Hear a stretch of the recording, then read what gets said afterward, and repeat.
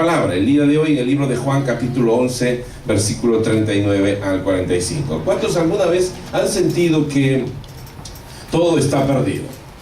¿Usted ha sentido alguna vez o ha pensado todo está perdido? ¿Se ha sentido hasta derrotado? Imposible a veces de creer que puede haber un cambio. Es ilógico pensar en un cambio. Más bien usted ya está casi sentado, se ha resignado, escúcheme bien, a verlo como pérdida. Chocó su carro y usted dice, esto es irreparable. Se malogró, no prendió, usted dice, no, le dolió la cabeza y alguno pensó, ya tengo un tumor cerebral como murió el vecino de al lado. Y hay gente, déjeme decirle que parece broma, pero se siente mal así. Estaba ayer con un muchachito, hijo de un pastor, imagínense. Estaba llegando y no iba a ir yo a la reunión de los jóvenes allá en Los Ángeles. Y de repente me dice, no hay quien lleve las aguas. Así que ahí voy yo con 4 bidones, ahí Leti me preparó 4 bidones de agua grandote, subiéndolos a la camioneta y vamos para allá. Me perdí con tanto freeway, pero llegamos al final. Y en medio de eso llego y un chico que está saliendo me dice, pastor, ¿puedo hablar con usted? Y yo le digo, sí, ¿qué tal, hijo? Es hijo de un pastor, así que amigo. Empezamos a charlar, me dice, me siento morir, me dice. Tengo el corazón roto. Me hizo recordar cuando yo tenía aquellos flamantes 20 años. Y de repente estaba mirando a este muchacho y recordando lo que yo ya he pasado. Y digo, esas cosas por tonterías uno llora. Pero para el muchacho era tan serio que se sentía morir de verdad, literalmente. Había perdido esperanzas, sueños, tranquilidad, paz. Y me dice, ¿por qué estás así? Le digo, ya sé por qué estás así, no me lo cuentes. Te dejó una chinita. ¿Cómo sabe, pastor? Sí, le digo, porque esos son los problemas de ustedes, los más grandes del mundo. A esa edad, ese es el problema más grande que pueda haber. Tal vez tú dices, eso es insignificante para ti, pero para él era un problema muy, pero muy grande. Yo estaba leyendo en estos días, fíjese, antes de entrar al texto, uno de los diarios por internet que se llama Christianity Today, y en esta revista, Christianity News también es otra que yo leo. Entonces estaba mirando noticias, y entre las noticias, en el año 2013, un muchacho de casi 17 años estaba graduando del high school, y este se llama Roy Cosner, como Kevin Costner, Roy Cosner. Este joven se estaba graduando y cambió porque fue elegido oficialmente por sus notas, calificaciones. Era el número 1 en la escuela, en high school, una escuela muy grande, casi 1000 alumnos. Así que imagínense cuántos padres de familia había. Es una de las escuelas más importantes del sur de California. Y en ese sector él había sido designado por sus méritos como el elegido académicamente para traer el discurso de cierre. Pero le dijeron y le advirtieron, en ese momento no puedes mencionar nada religioso. Usted sabe eso, que en las escuelas públicas no se puede y no se permite orar ni mencionar a Dios. Absolutamente. Esto lo han hecho en algunos estados, por ejemplo, en la revista Christian News lo menciona. La actitud de este muchacho cuando escuchó esto fue una protesta, porque él sabe lo que hizo. Él cambió el discurso y tomó la decisión él solo de ponerse a leer en el discurso el Padre Nuestro. Cuando terminó, la cara de algunos estaban manifestándose, pero para su sorpresa de este muchacho, cientos y cientos y cientos de padres se pusieron de pie y aplaudieron a Dios de todo su corazón. Parecía que no había salida, parecía que se había perdido todo. Pero esta noticia, para muchos que creemos en la Biblia y que creemos en Dios, puede ser alentadora, porque es nuestra principal regla de fe y práctica, la Biblia. No hay otra cosa más grande que nos acerque a Dios, porque Dios es espíritu. Y cuando tú mencionas la palabra te da un espíritu. Yo no sé tú si cuando lees la Biblia eres igual. Yo la he buscado, la he leído en momentos de angustia tremenda. Y en ese momento la palabra trae vida a mi corazón. Es la palabra de Dios, el libro que ha transformado a millones de vidas a lo largo de la historia. El libro que ha sobrevivido a más persecuciones. El libro que ha sido más impreso en más idiomas, en más ediciones que todos los libros del mundo actualmente. Es el libro, es el bestseller de los bestsellers. no hay un solo libro que le haga sombra a la Biblia. Se entiende el valor que tiene la Biblia. Gente la ha perseguido, la han destruido.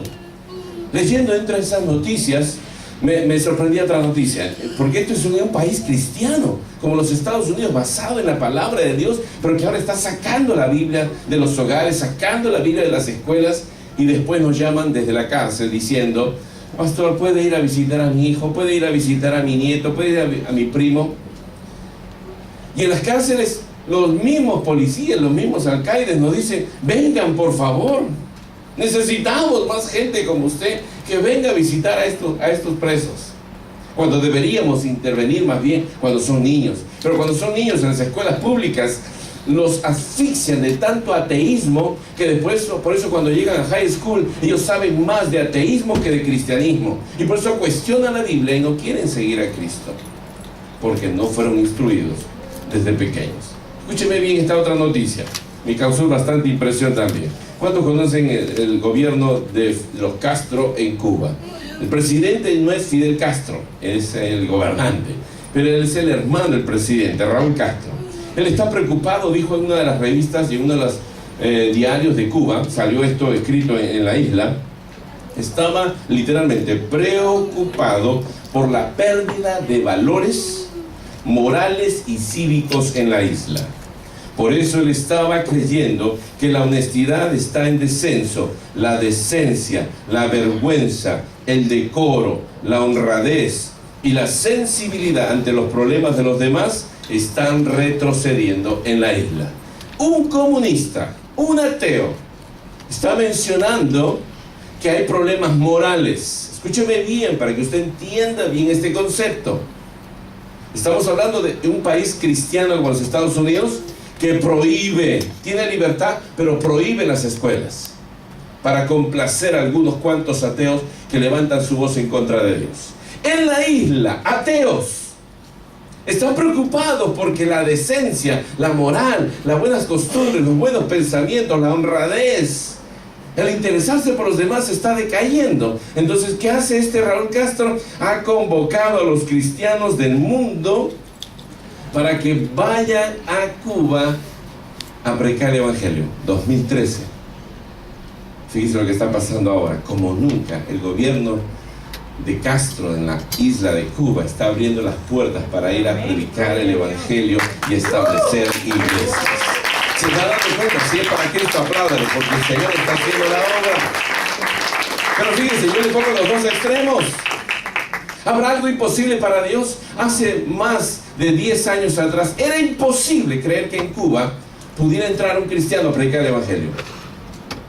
20 años atrás, ni qué decir. Tenían que ser cristianos, pero muy subterráneos, en cuevas, para poder sobrevivir. En la China se calculaba que el cristianismo con Mao Zedong había sido borrado, eliminado, que no había Biblias. Y sabe que cuando llegan porciones de la Biblia a ellos, lo que hacen los cristianos son como nosotros, igualitos a nosotros. ¿Sabe lo que hacen los cristianos? Arrancaban una hoja de la Biblia, se la llevaban y se la memorizaban. Y cada vez se cambiaban cada domingo las figuritas, o sea, las hojas de la Biblia. Porque no tenían la Biblia completa, era un lujo que ellos no podían tener. Si usted ha visto lugares, hermano, donde nativos que se convierten en un corazón tan grande que cuando ven la Biblia, que abren la caja y empiezan a llorar, porque el anhelo de su vida siempre fue conocer la Biblia. Y a veces nosotros somos capaces de leer un montón de páginas de Facebook, somos capaces, campeones, en mandar mensajes de texto con un solo dedo. No sé cómo les digo, los ojos cerrados todavía. Somos capaces de mirar horas y horas una telenovela, un partido de fútbol, una movie, pero no somos capaces de volver a la palabra de Dios. Estoy lleno de tema. En estos últimos años Cuba se ha abierto tan grande la predicación del Evangelio, algo que indudablemente debe ser aprovechado por nosotros como cristianos, porque ya conozco de organizaciones cristianas que están yendo para allá. Algunas personas tenemos entonces momentos que hemos pensado que todo va mal, ¿sí o no? Yo nunca pensé que iba a haber cristianos en Cuba, de verdad. en China. Y me he sorprendido que en China hay aproximadamente, miren, los chinos son millones, ¿sí? Es un tercio de la población vive en China nada más. Pero hay más, se calcula por el gobierno de China, en China continental, no en la isla que era Taiwán. En China continental se calcula que hay más de 200 millones de cristianos. ¿Cómo le quedó el ojo al diablo? Con tanto ateísmo, la gente está creyendo en Dios. Por eso, mi querido hermano, en este día yo quiero decirte que no hay cristiano a medias. No debe haber cristiano a medias, escúchame bien. Cuando un hombre tiene un encuentro amoroso con su esposa, ¿no hay consecuencias? ¿Hay consecuencias o no? Y cuando tiene ahí, no me diga usted, mujer, que usted pensaría que Ruth está medio embarazada. ¿Ah? Cuando una mujer tiene un encuentro con su esposo, no va a medias. No, yo quiero ser tu esposa, pero si quiero un hijo, pero a medias. No, ella queda embarazada o no está embarazada. Va, eleva tesa ahí, ve, y están ahí las señoras jóvenes, sobre todo, no quiero quedar embarazada, y están mirando ahí, porque están examinando. Yo no concibo un cristiano a medias. No hay medias. ¿Eres trigo o eres cizaña? ¿Eres oveja o eres cabra o peor, lobo en el rebaño de Dios? No puede ser que tú sirvas a Dios y a las riquezas, a Dios y al mundo. Tiene que haber una definición, y no te lo pido yo, no te enojes conmigo, porque por ahí vas a pensar que yo soy el religioso que estoy pidiendo más trabajo tuyo. No, es Dios el que dice defínete. No puede habitar en una persona solamente la maldad a medias. O eres malo o eres bueno. Hay dos tipos de árboles, dos tipos de terreno. Hay dos caminos, el ancho y el angosto. ¿Cuál eres tú? ¿Cuál escoges tú? ¿Se va entendiendo el camino de Cristo? ¿A cuánto le gusta el agua tibia? No hay agua tibia para Dios. O eres frío o caliente. Pero si eres tibio, dice Dios en Apocalipsis, Él le produce náuseas, asco. ¿Sí? Así que si tú crees que eres un creyente a medias, más vale que te calientes en el fuego del Señor y vivas una vida en extensión. Porque cuando uno está en el fuego como el agua, se va expandiendo. Porque el vapor es agua, H2O, pero en expansión. Así que dile que tienes que expanderte, te tienes que multiplicar, tienes que hacer discípulos, tienes que hablar a otros de Cristo. Dile todo lo que te estoy diciendo, dile. Tienes que hablar a otros de Cristo, tienes que tener discípulos, tienes que haber reproducción, porque hay un fuego que arde dentro de ti. Si no, dile así, si no, dile que te da. Ten valor, toma valor, porque te da miedo. Dile, si no, te va para abajo, dile.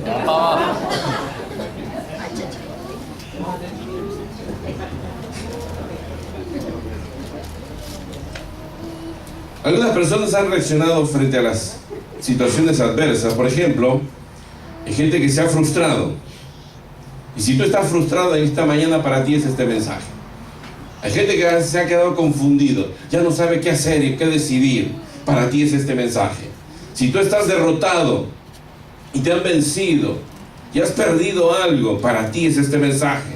Si tú lo has perdido absolutamente todo, para ti es este mensaje. Si te has quedado solo, nadie está a tu lado, para ti es este mensaje. Si tú estás perdido, no encuentras el camino, no encuentras la verdad, para ti es este mensaje. Si tú te sientes enfermo, sin esperanza, si estás aún sin papeles en este país, para ti es este mensaje. ¿Cuántos dicen amén? Amén. No solo los que están sin papeles, ¿eh? Dije todo. No sé cuántas cosas más puede estar pasando en tu vida, pero sé que hay algo que Cristo puede hacer. Él no quiere verte perdido.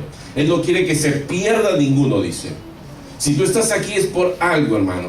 No es por mí. Yo quiero que no me sigas a mí. Si tú me estás siguiendo a mí, yo te lo agradezco. Vamos entonces a formar un club llamado Walter Herrera. ¿Sí? Asociación Walter Herrera, que suena bonito, me está gustando. Pero si tú estás aquí es porque el gigante es Jesucristo. Y tú eres un discípulo de Jesús. Y mi tarea es ser discípulo de Él y enseñarte a cómo ser un discípulo de Él. ¿Me va entendiendo? No es porque yo quiero enseñarte una cantidad de normas o reglas. religiosamente. No, yo quiero enseñarte a Cristo. Si solamente usted y yo creemos que Cristo puede hacer cambios en su vida, dígame amén.